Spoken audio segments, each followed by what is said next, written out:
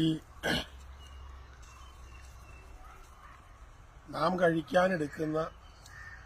കഴിക്കുന്ന ആഹാരം ഉൽപ്പാദിപ്പിക്കാനെടുക്കുന്ന സമയമാണ് നമ്മുടെ സംസ്കാരം. ഒരിക്കൽ കൂടെ പറയാം, നാം കഴിക്കാനെടുക്കുന്ന ആഹാരം ഉൽപ്പാദിപ്പിക്കാനെടുക്കുന്ന സമയമാണ് നമ്മുടെ സംസ്കാരം.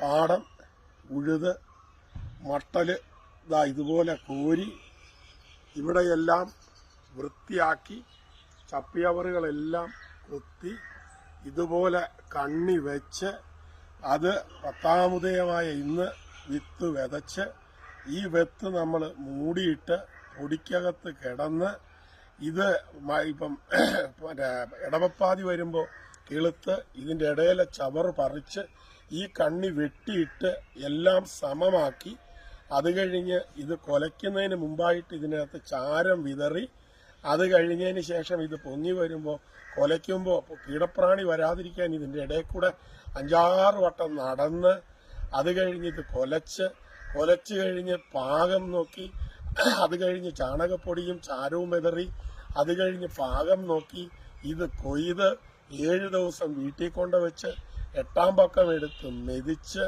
അതിലെ പതിര് പിടിച്ച് അത് ഉണക്കി അത് വീണ്ടും പേറ്റി അത് പേറ്റിയതെടുത്ത് നമ്മൾ പത്തായത്തിലിട്ട് പത്തായത്തിൽ നിന്ന് പിന്നെ കുറച്ചെടുത്ത് അത് വീണ്ടും വെള്ളത്തിലിട്ട് പുഴുങ്ങിയത് പിന്നെ ഉണക്കിയത് പിന്നെ കുത്തിയത് പിന്നെ അരിയാക്കിയത് നല്ല വൃത്തിയാക്കി പേറ്റി ആ പേറ്റിയത് ഒരു മംഗലത്തിനകത്ത് ഒരു ഇച്ചിരി വെള്ളവും കൂടെ ഒഴിച്ച് തിളപ്പിച്ചിട്ട് ഈ അരിയതിനകത്തേക്ക് കഴുകി വാരി ഇട്ടിട്ട് ഒരു നല്ല ചമ്മന്തി അരച്ച് ഒരു പ്ലാവല കുത്തി ഇങ്ങോട്ട് തന്നിട്ട് കുടിയട എന്ന് പറയുമ്പോൾ ഉണ്ടാകുന്നൊരു ഊർജമുണ്ട്.